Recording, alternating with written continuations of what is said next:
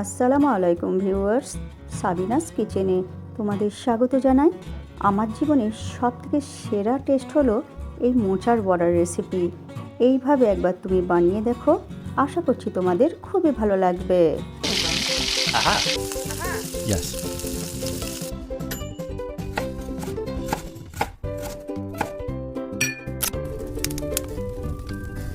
Wow! আমি এখানে মোচা ভালো করে ছাড়িয়ে নিয়ে ছোট করে কেটে ধুয়ে নিয়ে কড়াইতে পানি দিয়ে আমি অল্প করে লবণ আর অল্প করে হলুদ দিয়ে আমি ভাপিয়ে নেব। ঢাকনা দিয়ে ভাপাতে দেবো। ভাপিয়ে নিয়ে এবারে পানি ঝরিয়ে নিয়ে তার মধ্যে পরিমাণ মতো লবণ দিয়ে দিচ্ছি, 1 চামচ আদা কুচি, 1 চামচ রসুন কুচি, ঝালের জন্য কাঁচা লঙ্কা কুচি, আমি পেঁয়াজ দিয়ে দিচ্ছি, একটা বড় সাইজের পেঁয়াজ ছোট করে কেটে। এখানে আমি 50 গ্রামের মতো কাঁচা বাদাম আমি কড়াইতে দিয়ে ভালো করে ভেজে নেব। ভেজে নিয়ে ঠান্ডা করে খোসাগুলো ছাড়িয়ে নেব। আবার আমি কড়াইতে 3 চামচ পোস্ত দিয়ে দিচ্ছি। পোস্ত দিয়েও আমি ভেজে নেব। ভেজে নিয়ে যখন ভাজার সময় সুন্দর একটা গন্ধ বের হবে, তখন বন্ধ করে ঠান্ডা করে নিয়ে বাদাম ও পোস্ত একসঙ্গে গুঁড়ো করে নেব। বাদাম পোস্তের গুঁড়ো দিয়ে দিলাম মোচার সঙ্গে, অল্প করে একটু লঙ্কা গুঁড়ো দিয়ে দিলাম।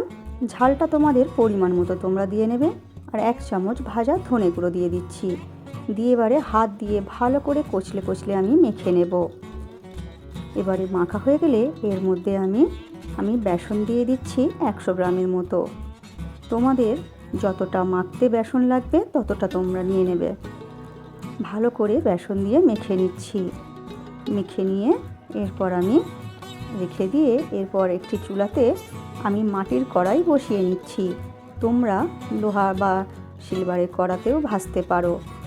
বসিয়ে নিয়ে ভালো করে তেল গরম করে দিয়ে মিডিয়াম আঁচ করে দিয়ে এরপর মোচার মিশ্রণ থেকে নিয়ে অল্প অল্প করে নিয়ে চ্যাপ্টা করে করে আমি এবারে মোচার বড়াগুলো আমি একটা একটা করে দিয়ে দেব। এক পিঠ হয়ে গেলে আর এক পিঠ আমি উল্টে দেব। এইভাবে ঘন ঘন করে আমি নেড়ে চেড়ে 2 পিঠ ভালো করে লাল করে ভেজে নেব। এই বাদাম আর পোস্তর পেস্ট দিয়ে এই মোচার বড়ার স্বাদটা দ্বিগুণ বেড়ে যায়। তোমরা অবশ্যই একবার এইভাবে মোচার বড়া বানিয়ে দেখো, খুবই দারুণ হয় খেতে। এইভাবে 2 পিঠ উল্টে পাল্টে আমি মোচার বড়াগুলো লাল করে ভেজে নিচ্ছি। এইভাবে তোমরা সমস্ত মোচার বড়াগুলো ভেজে নিও। এরপর ভাজা হয়ে গেলে আমি তেল ঝরিয়ে এক এক করে তুলে নেব। আমার রেসিপিটি তোমাদের এই পর্যন্ত পছন্দ হলে একটা লাইক করে দিও। পরবর্তী রেসিপি কী পেতে চাও সেটাও কমেন্ট করে জানিও। এরপর তোমরা গরম গরম পরিবেশন করো তোমাদের পছন্দ মতো খাবারের সাথে। আমার রেসিপিটি ফেসবুক থেকে দেখলে ফলো করে দিও, ইউটিউব থেকে দেখলে সাবস্ক্রাইব করে পাশে থেকো। আমার রেসিপিটি শেষ পর্যন্ত দেখার জন্য তোমাদের অনেক অনেক ধন্যবাদ রইল।